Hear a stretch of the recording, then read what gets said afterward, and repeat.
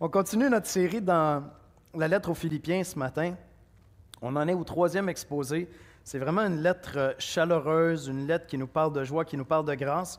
Et on a déjà vu dans les 2 premiers exposés qu'on est ensemble partenaires de la grâce. Paul prend le temps de souligner le fait que tous les chrétiens participent à la même grâce. Et donc, on est littéralement partenaires ensemble dans cette aventure-là, de faire connaître la grâce, de participer à notre communion avec Christ. Et la semaine dernière, on a vu que Dieu a un programme, un plan de croissance pour son Église, pour nous conduire à maturité. Et même, on a vu ensemble une prière de Paul. Comment est-ce qu'il prie pour que nous grandissions dans notre amour? Rappelez-vous, on a dit, grandir vraiment dans notre amour, ce n'est pas compter nos péchés tous les jours, c'est plutôt chercher l'amour de Christ qui va nous motiver à se repentir et à marcher dans la grâce. Et ce matin, on arrive dans une portion de la lettre où Paul veut donner des nouvelles de lui. Parce que lorsqu'il écrit cette lettre, vous vous rappellerez peut-être, il est en prison. En fait, les Philippiens sont habitués de voir Paul en prison. Lorsqu'il était allé annoncer l'Évangile à Philippe, rapidement, il a été jeté en prison dans cette ville-là. Il écrit cette lettre, il est en prison. Donc, les chrétiens de Philippe, qui sont très attachés à Paul, c'est lui qui a aidé à implanter cette église-là vraiment, veulent des nouvelles. C'est quoi tes conditions d'emprisonnement? Comment est-ce que ça va? Comment va le moral? Et on va voir même à travers ce rapport-là que Paul fait qu'on a beaucoup à apprendre nous-mêmes pour nos vies personnelles. On va apprendre ça ensemble. On va aller dans un mot de prière, puis on va écouter la lecture de la parole. Seigneur Jésus, on vient dans ta présence ce matin avec les ressources qu'on a, avec l'énergie, la force, l'intelligence qu'on a, là où on est rendu dans notre vie, les épreuves, les joies, les peines, les difficultés. Mais Seigneur, on vient se placer à tes pieds. On veut recevoir ta parole ce matin, que ta parole vienne prendre place dans nos cœurs, que ta parole vienne façonner notre pensée, que ta parole, Seigneur, vienne nous amener à changer nos perspectives des choses. Seigneur, on te prie de former Christ en nous. On te prie de nous donner cette passion qu'avaient l'apôtre Paul et les chrétiens de Philippe pour poursuivre constamment cette connaissance grandissante de ta personne, Jésus. Et je te prie, Seigneur, de nous visiter tous là où nous sommes, dans ce que nous vivons. Certains d'entre nous qui te connaissent peut-être pas intimement, personnellement. Je te prie de les interpeller, de les attirer à toi, Seigneur. Comme tu l'as fait pour Lydie, cette femme à Philippe, dont tu avais disposé le cœur à recevoir ta parole. C'est en Jésus-Christ qu'on te prie. Amen. Amen. Alors, bon matin. Alors, le passage de ce matin se trouve dans Philippiens au chapitre 1, les versets 12 à 18, dans la nouvelle édition de Genève.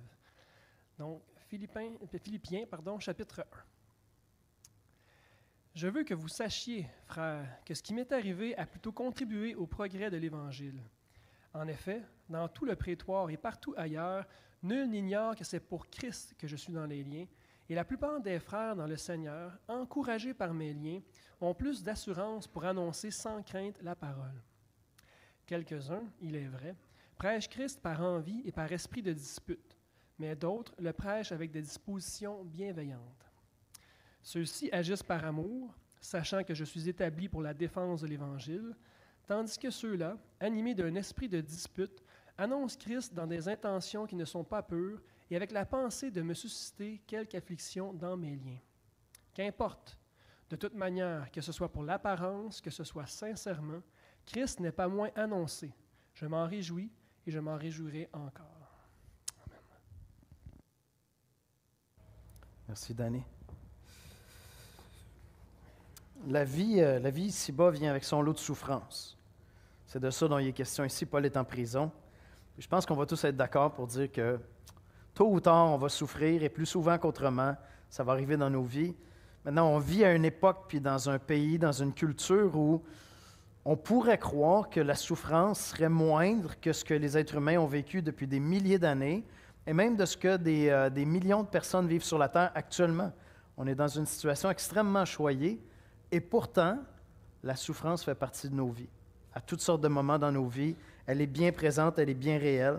Que l'on parle de souffrance physique, psychologique, toutes sortes de souffrances. La souffrance est un des sujets peut-être les plus étudiés dans l'histoire de l'humanité. Et dans notre culture, c'est un sujet super étudié. Il y a une sensibilité extraordinaire à la souffrance. Puis on peut le comprendre, parce que souffrir, ben, ça fait mal. Fait que personne ne veut souffrir. C'est tout à fait légitime. Puis d'un autre côté, ben, de ce côté-ci de l'éternité, dans un monde déchu, la souffrance va toujours être inévitable. Elle va faire partie de notre réalité jusqu'à ce que Christ revienne. Voici comment je résumerai l'exposé biblique de ce matin. Le fruit de la souffrance chrétienne dépend de ta perspective, et le fruit peut en être glorieux. Voici la question que j'ai pour toi ce matin.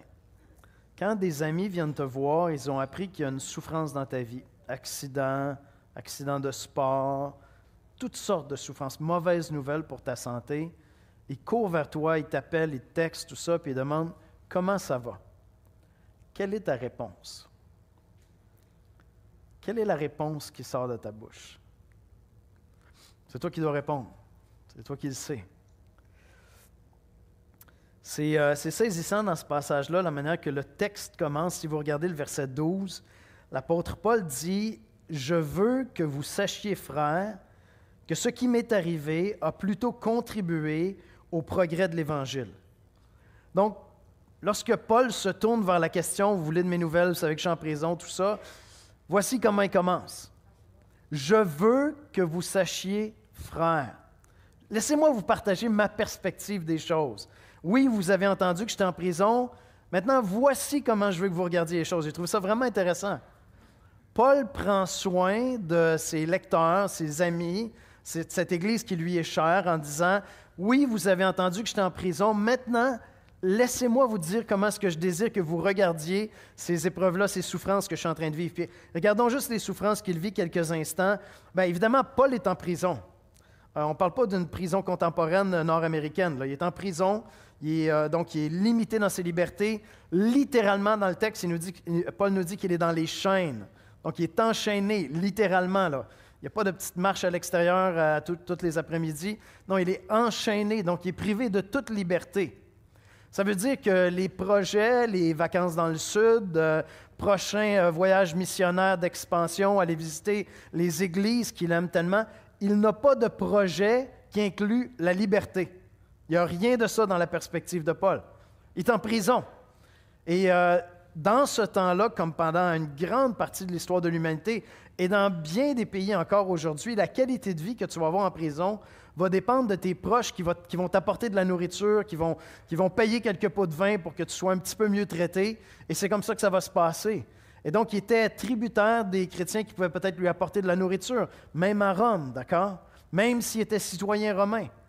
Donc, Paul est en prison, c'est physiquement souffrant, les perspectives d'avenir sont, à part l'éternité, peut-être nulles. Ça, c'est sa réalité. Tous ses projets sont foutus. Et probablement que l'issue réaliste, c'est la mort. C'est comme si on lui avait annoncé qu'il y avait un cancer et qu'il y en avait pour quelques mois. Tout probablement. Maintenant, Dieu peut faire des miracles. Te faire sortir de prison pour guérir un cancer. Deuxième souffrance, assez surprenante. Regardez les versets 15 à 17. Quelques-uns, il est vrai, prêchent Christ par envie et par esprit de dispute. Mais d'autres le prêchent avec des dispositions bienveillantes. Ceux qui agissent par amour, sachant que je suis établi pour la défense de l'Évangile, tandis que ceux-là, animés d'un esprit de dispute, annoncent Christ dans des intentions qui ne sont pas pures et avec la pensée de me susciter quelques afflictions dans mes liens. Honnêtement, c'est assez obscur ce qui se passe. Certains commentateurs ont essayé comme d'évacuer ça en disant ça doit être des non-chrétiens. Mais Paul n'insinue pas du tout que ce sont des non-chrétiens. Ça semble être des chrétiens qui annoncent l'Évangile. En fait, Paul dit que le message qu'ils annoncent, c'est l'Évangile. Donc, ce n'est même pas à proprement dit des faux docteurs qui annonceraient un faux Évangile. C'est quand même intéressant, hein? Donc, il y avait peut-être dans l'Église qui était à Rome des gens qui détestaient Paul et qui profitaient de l'occasion du fait qu'il était en prison pour parler contre lui dans l'Église, pour le discréditer. J'ai aucune idée. On ne sait pas ce qui se passe. Mais il y avait une division quelconque parmi les chrétiens à cet endroit-là. Puis c'est assez troublant parce que Paul ne demande pas qu'on prenne quelques mesures contre ces gens-là. Il ne dit pas « vous devez les chasser du milieu de vous ». J'ai quasiment le goût de vous dire, ça va vous agacer, que Paul est en train de déposer les fondations pour qu'il y ait plusieurs dénominations. Il y a une division dans l'Église, puis Paul ne demande pas que ces gens-là soient chassés. Il dit « moi, je me réjouis, l'Évangile est annoncé ». Ils espèrent me faire du tort, on ne comprend pas trop c'est quoi. Si au moins on avait pu identifier, parfois Paul condamne des gens, condamne des fausses doctrines, c'est précis, on peut les identifier. Et l'histoire de l'Église, par la suite, les a catégorisés comme des fausses doctrines. On ne peut pas le faire ici. Mais il y a division. Il y a quelqu'un qui essaie de porter atteinte à la réputation de Paul, à lui faire du mal, alors même qu'ils annoncent l'Évangile. Et ce que Paul dit, il dit « l'Évangile est annoncé ». Gloire à Dieu. Gloire à Dieu. C'est une chose de subir de la souffrance par les gens qui ne sont pas dans la foi. Ça s'explique un peu, tu sais. Bon, peut-être ton conjoint n'est pas chrétien, puis il est dur avec toi dans ta foi, puis il ne comprend pas, il ne saisit pas, puis tu te mets à sa place. Peut-être que tes enfants ne sont pas chrétiens, un collègue de travail qui te persécute un peu, te méprise ou quoi que ce soit, ou il y a un comportement normal peut-être pour quelqu'un qui ne connaît pas Christ, je ne sais pas. Mais quand c'est dans l'Église, qu'est-ce qu'on fait avec? C'est un peu plus difficile, les souffrances qui sont infligées dans l'Église. On voudrait au moins être capable de les pointer du doigt, les condamner, les éloigner. Et Paul prend le temps de dire, ce sont des gens qui pêchent, leurs motifs sont mauvais. Ils veulent me faire du tort, ils ne se ferment pas les yeux. Mais il dit, l'Évangile est prêché, gloire à Dieu. L'Évangile est prêché. Assez troublant. Et donc, Paul a de la souffrance qui lui est infligée par ceux qui le persécutent à cause de sa foi et d'autres qui s'en prennent à sa personne alors même qu'ils sont chrétiens. Paul vit des choses que bien des chrétiens vivent d'une manière ou d'une autre. Et vous savez, lorsqu'on reçoit des mauvaises nouvelles d'un proche, on apprend que quelqu'un a eu un accident de voiture, quoi que ce soit, on s'empresse, hein? On est inquiet. On va vers la personne, on lui écrit comment ça va, qu'est-ce qui se passe. On veut absolument avoir des nouvelles rapidement. Puis des fois, on a des gens qui sont tellement soucieux de ne pas être un fardeau pour personne, ils vont dire quelque chose genre « inquiète-toi pas, ça va bien aller, tout va, ça va, je ne veux pas que tu t'inquiètes pour moi ». Je pense à des générations qui nous précèdent, c'était une réponse qu'on entendait beaucoup, hein? Ils encaissaient la souffrance. Puis « inquiète-toi pas, arrête de t'inquiéter pour moi ». Il y a peut-être un peu de ça dans ce que Paul est en train de dire, mais ce n'est pas vraiment ça que Paul est en train de dire. Paul n'est pas en train de dire « non, fais-toi-en pas, je suis capable d'en prendre, continue tes affaires ». Non, ce n'est pas ça. Il dit « attends, il y a une autre perspective sur ce qui se passe. Laisse-moi te raconter ce que Dieu est en train de faire. » C'est très différent. Il n'est pas en train de nier sa souffrance. Il n'est pas en train de dire « je ne veux pas que vous inquiétiez pour moi ». Il est en train de dire, attendez, laissez-moi vous partager comment moi je vois les souffrances que je suis en train de traverser. C'est pour ça que tout à l'heure, je vous posais la question. Quand quelqu'un vient vous voir, il apprend que vous souffrez, vous avez vécu une situation difficile, quelle est votre réponse? Ce n'était pas pour vous juger que vous sentiez mal, mais c'était pour qu'on puisse apprendre de Paul. Et donc, Paul n'est pas en train de dire, non, fais-toi-en pas, je ne souffre pas tant que ça. Il est en prison. Il est en prison, puis il y a des chrétiens qui cherchent à lui faire du mal, en plus des non-chrétiens qui le persécutent. Mais il dit, laissez-moi vous raconter ce que Dieu est en train de faire à travers ça. Laissez-moi vous partager ma perspective sur ce qui est en train de se passer ici. Et c'est littéralement ce qu'il dit au verset 12. « Je veux que vous sachiez, frères, que ce qui m'est arrivé a plutôt contribué au progrès de l'Évangile. Voici comment je désire que tu interprètes mes souffrances. » Encore une fois, il n'est pas en train de nier la souffrance.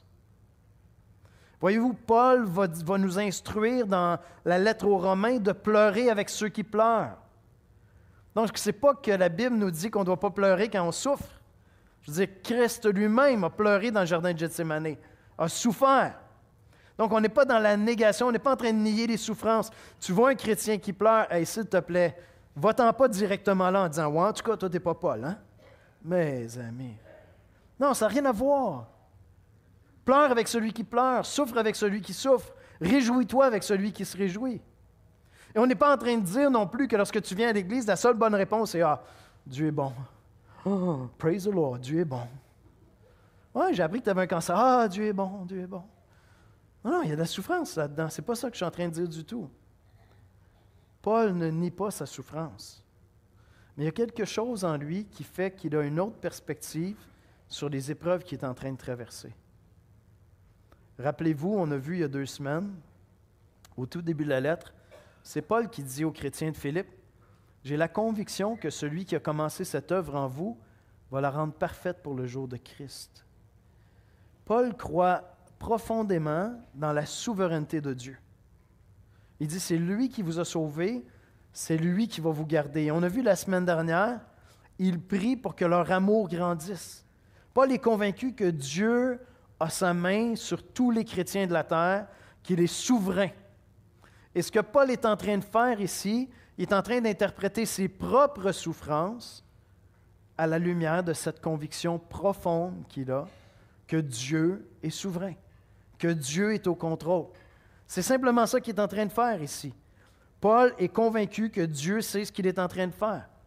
Alors, s'il vous plaît, ne partez pas d'ici ce matin en disant « Yannick, d'après moi, il n'a jamais souffert dans sa vie. » D'une part, vous n'avez aucune idée, peut-être, des souffrances qu'il peut y avoir dans ma vie. Ce n'est pas ça du tout. Et Paul n'était pas insensible à la souffrance, il niait pas la souffrance. Partez pas non plus en commençant à faire des sermons à tous les chrétiens qui pleurent, en leur disant « Aïe, t'es pas très mature. » De grâce, soyez pas imbéciles, comme les amis de Job, qui étaient imbéciles. Non, pleurez avec celui qui pleure. Pleurez avec celui qui pleure. Priez pour celui qui pleure, pour que Dieu lui donne de la perspective. Priez pour lui. Soyez patients, soyez silencieux, aimez-les. Dites-leur, écoute, je prie toutes les prières que tu n'es pas en état de prier, parce que je sais que tu souffres. Allez lire avec lui des psaumes de lamentation. C'est une des formes de psaumes les plus communes dans le livre des psaumes, les lamentations. Allez vous lamenter avec votre ami qui pleure. Mais en même temps, la prière de Paul, c'était quoi? C'était que notre amour grandisse en intelligence, en connaissance et en discernement. Et Paul l'illustre à travers sa propre vie à lui. Puis, c'est pas non plus que Paul, comme dit, OK, faut que tu te parles puis tu regardes les choses autrement. Moi, je regarde les choses d'un autre angle puis tout va bien aller. Non, c'est pas ça du tout. Paul est très lucide. Puis en fait, il dit, laissez-moi vous partager concrètement. Ce n'est pas des vues de l'esprit, là. Je ne suis pas en train de dire « Ah, mais Dieu fera tout tourner au bien, vous allez voir, ça va être pour le meilleur. » Non, il voit, il constate de ses propres yeux ce que Dieu est en train de faire à travers ses propres souffrances. Alors qu'il est en prison, il observe de ses yeux des choses incroyables que Dieu est en train de faire parce qu'il est en prison. Et donc, c'est le deuxième élément que je veux souligner ce matin, un fruit qui le remplit de joie. Regardez le verset 18. « Qu'importe, de toute manière, que ce soit pour l'apparence, que ce soit sincèrement, Christ n'est pas moins annoncé, je m'en réjouis et je m'en réjouirai encore. » Paul traverse des épreuves extrêmement difficiles et il voit, à travers ces épreuves-là, que Dieu crée des opportunités pour l'Évangile. Comme je vous dis, ce n'est pas une vue de l'esprit. Il n'est pas en train de se raconter des histoires. Non, il constate, parce qu'il est profondément ancré dans la conviction que Dieu l'aime, que Dieu est souverain, que Dieu est au contrôle. Et soyons honnêtes avec l'apôtre Paul, là, il a dû y avoir des moments où il était profondément frustré. Je veux dire, c'est un homme d'action. C'était tellement un homme d'action qu'il disait, bon, ben là, on s'en va en mission là-bas. Dieu disait non, OK, d'abord, on va aller là. Non, OK, d'abord, on va aller là. Je veux dire, un non, c'était juste, OK, il y a une autre place, c'est tout. Mais là, il est en prison. Il est enchaîné. Il a perdu sa liberté. Il y a des chrétiens qui essaient de lui faire du tort. Et avec les yeux ouverts, très, très, très lucides, il dit, écoutez, c'est quand même malade, là. C'est quand même fou. Je suis dans le prétoire. C'est le lieu de la garde rapprochée, la garde d'élite du gouverneur ou de l'empereur. Et donc, il est dans le prétoire, puis il dit, tout le monde dans le prétoire sait pourquoi je suis ici. Et donc, d'une manière ou d'une autre, tout le monde dans le prétoire a entendu parler de Jésus-Christ. En fait, j'étais en train de lire ça, puis je lisais un commentateur, puis Motyer, il dit, je me demande ce que Paul pensait quand il voyait, le garde qui venait prendre la relève, prochain quart de travail, alors que Paul est enchaîné. Je me demande si Paul n'était pas en train de se dire, tu penses que c'est moi qui est enchaîné, mais il faut que tu m'écoutes pour les 12 prochaines heures. On va parler de l'Évangile ensemble, OK? Et donc, Paul est simplement en train de constater Dieu, à travers les souffrances, à travers la contrariété, à travers les limitations, le fait qu'il met des freins sur mes projets pour annoncer l'Évangile, crée des nouvelles opportunités. Est-ce que ça se peut que dans la vie du chrétien, si Dieu est véritablement souverain, nos souffrances créent de nouvelles opportunités pour parler de Jésus-Christ?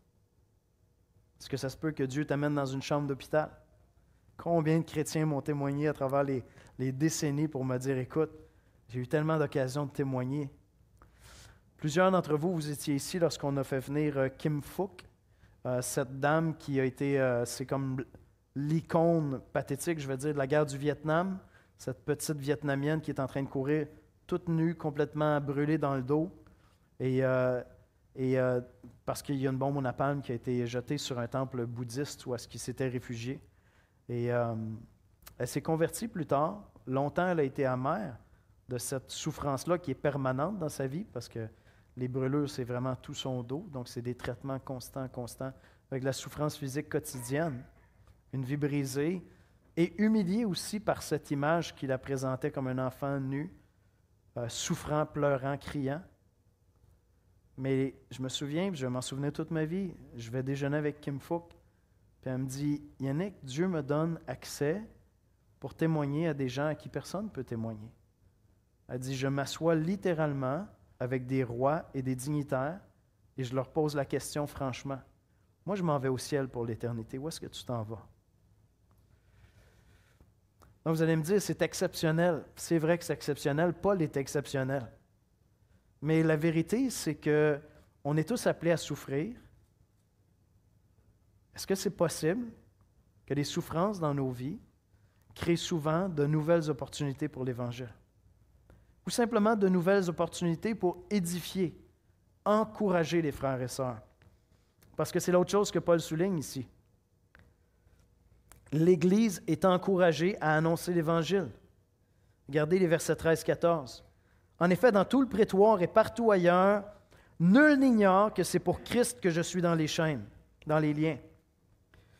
Et la plupart des frères dans le Seigneur, encouragés par mes liens, ont plus d'assurance pour annoncer sans crainte la parole. Et la plupart, encouragés par mes liens. Est-ce que ça se peut que Dieu veuille se servir de tes souffrances pour encourager des frères et sœurs? C'est pas pour nous une manière juste de raconter l'histoire autrement. On va essayer de trouver un sens, de donner un sens à de la souffrance dans nos vies. C'est pas ça qui se passe, c'est que je suis profondément convaincu que Dieu est souverain. Et que si Dieu ne voulait pas permettre cette souffrance dans ma vie, Dieu pourrait aussi l'empêcher. Et donc, j'ai la conviction que Dieu est totalement souverain. J'aimerais ça que tu penses à certaines souffrances dans ta vie, peut-être qui sont proches, immédiates, peut-être plus loin. Est-ce que Dieu a su édifier des gens autour de toi alors que tu traversais ces souffrances-là?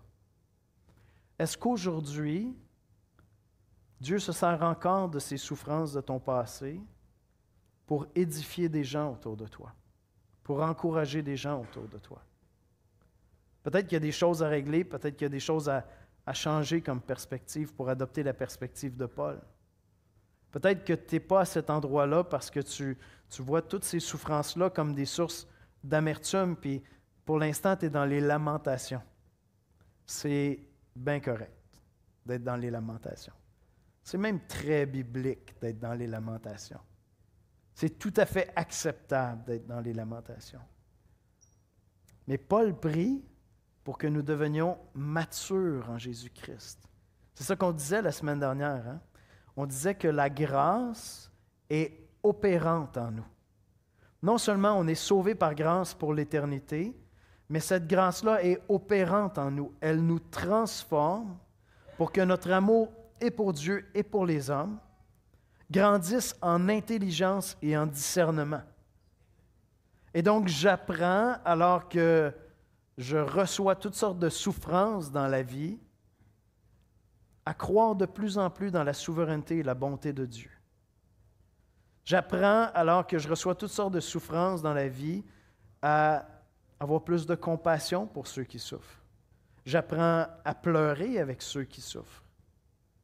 Dieu est bon pour moi, Yannick, parce qu'il m'a donné des souffrances dans ma vie. Je vous l'ai partagé, ça ne fait pas longtemps, hein?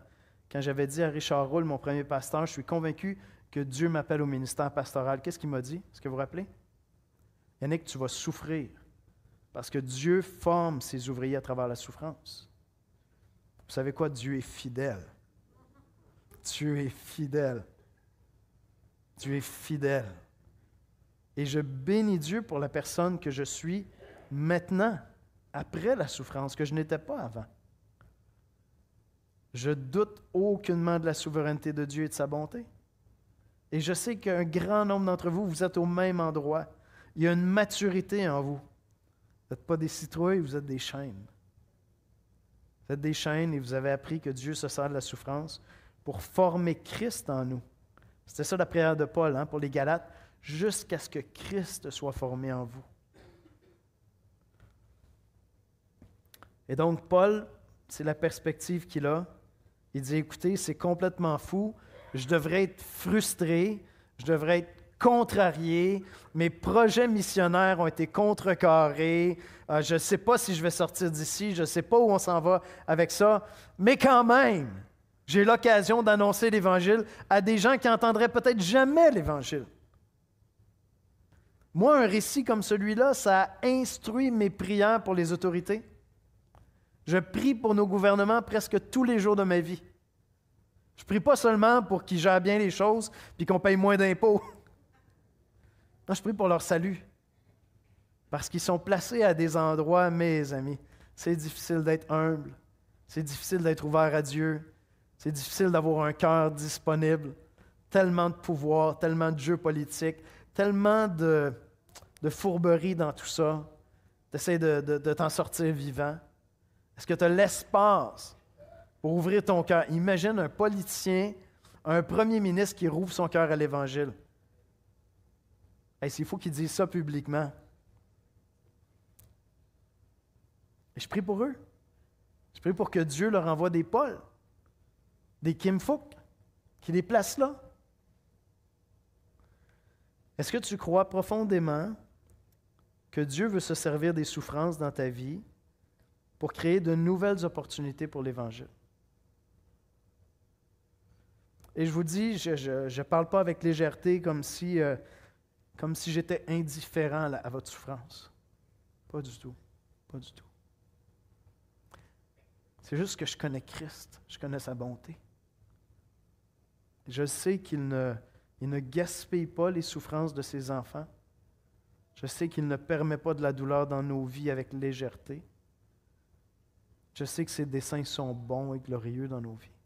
Amen. Est-ce que vos souffrances servent à l'édification des frères et sœurs? L'Église est encouragée à témoigner, c'est extraordinaire. Si vous n'avez pas des outils, si vous ne prenez pas des moyens pour suivre ce qui se passe chez les chrétiens qui sont persécutés dans le monde, commencez à lire là-dessus.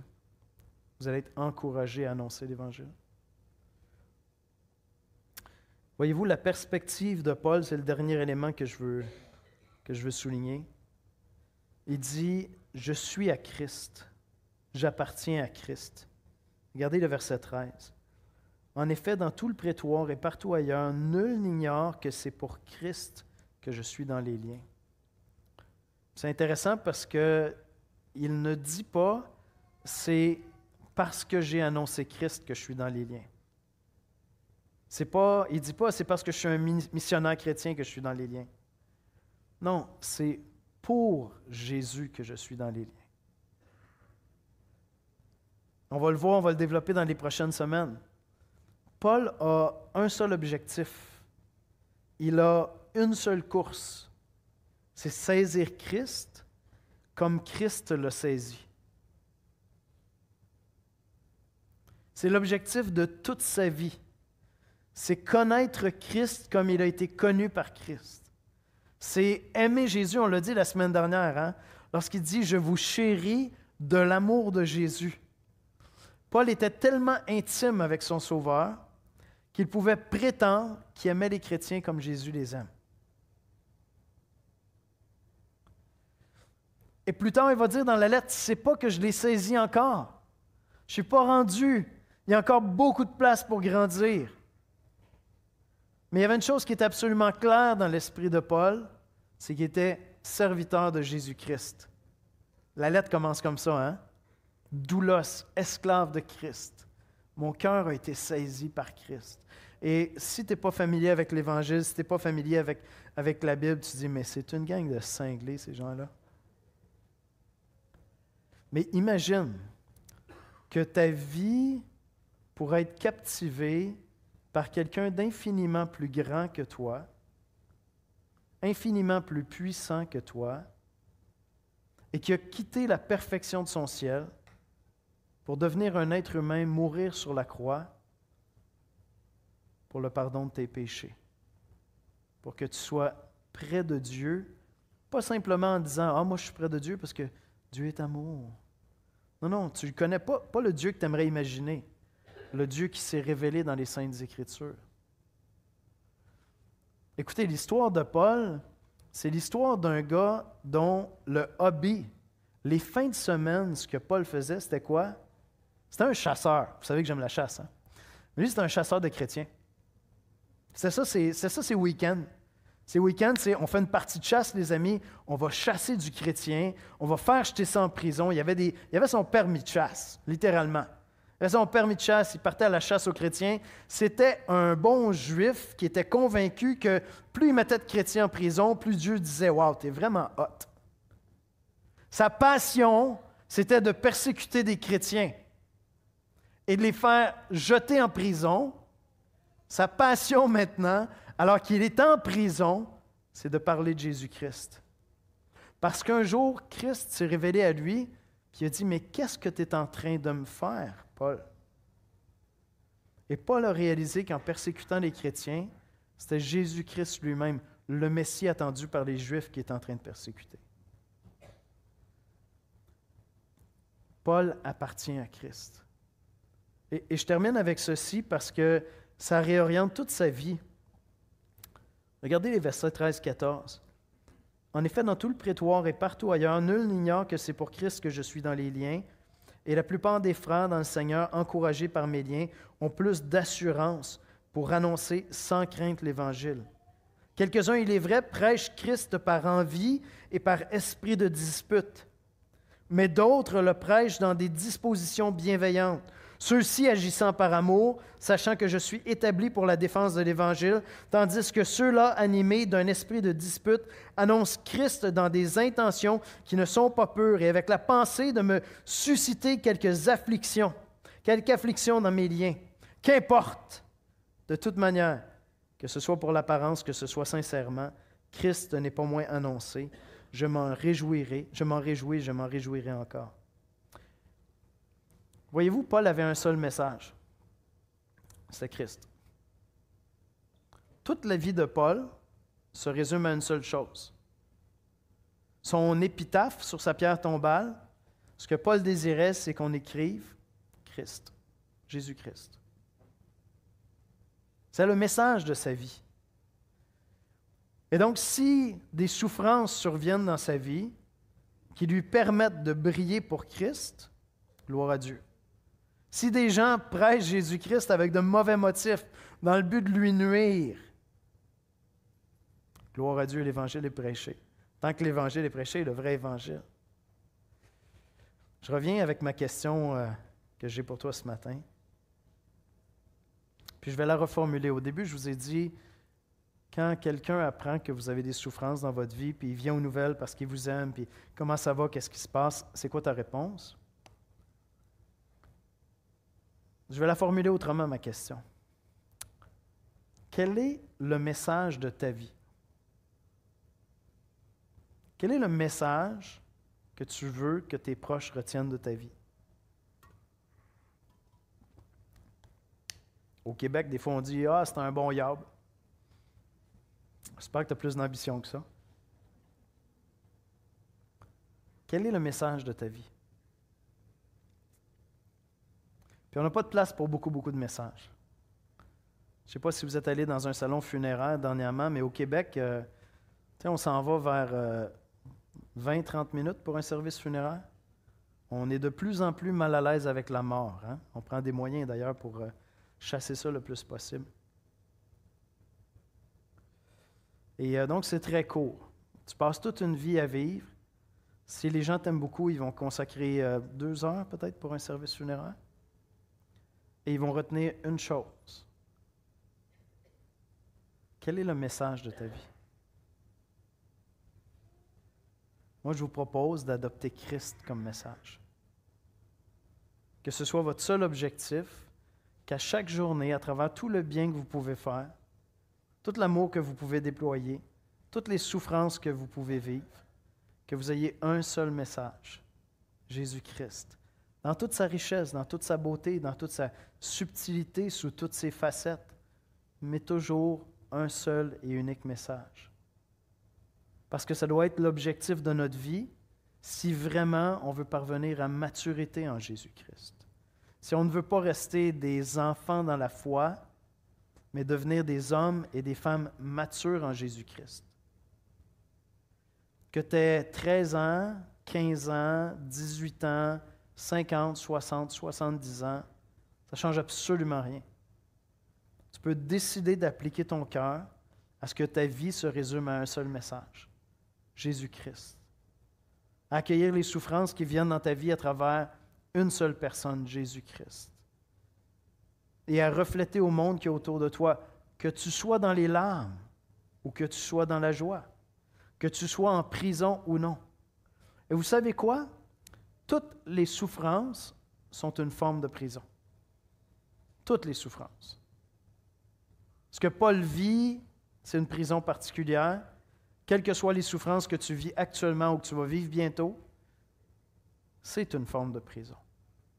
Et alors que tu es dans cette prison-là, c'est possible de joindre ta voix à celle de Paul et de Silas dans le livre des Actes et de chanter des louanges. On va aller ensemble dans la prière et on va louer le Seigneur. Seigneur Jésus, on vient dans ta présence ce matin pour t'adorer. T'adorer avec simplicité, Seigneur, sans prétention, sans dire qu'on est dans des souffrances semblables à celles de l'apôtre Paul. On n'est pas en prison, on est libre, on est ici ce matin à l'Église. Et plusieurs d'entre nous vivent toutes sortes de souffrances, Seigneur.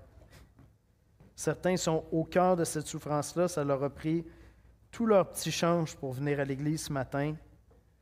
Je te prie, Seigneur, de venir les visiter par ton esprit, que ce message ne soit pas reçu dans leur cœur comme un message dur, mais une grâce qui les amène à prendre une autre perspective, Seigneur.